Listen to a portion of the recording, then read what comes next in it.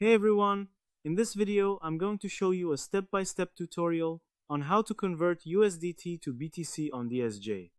Converting USDT to BTC might look like a simple button click, but what you're actually doing is exchanging one asset for another at the current market rate. That means timing, pricing, and fees all matter. If you don't understand what's happening, you might convert at a bad rate without even realizing it. First, open the DSJ app and log into your account. Then tap Assets. This is where all your funds are stored. Next, tap Convert. This feature lets you swap one crypto for another instantly. Then select the conversion pair. Select USDT. This is the asset you're giving up. USDT is a stable coin similar to USD. Under the Get section, select BTC. This is the asset you're receiving.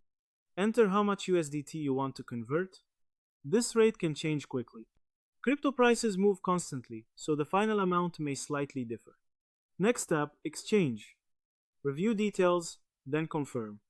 Then tap Done. What happens next? USDT is deducted from your balance and BTC is added to your account, then conversion completes instantly. What you just did? You selected USDT as your source asset, chose BTC as your target asset, and converted funds at the current rate. That's a full crypto conversion. To summarize, converting USDT to BTC on DSJ involves going to Assets, clicking Convert, selecting USDT as the asset you're giving, choosing BTC as the asset you want, entering the amount, and confirming the exchange. Understanding the rate you're getting is key.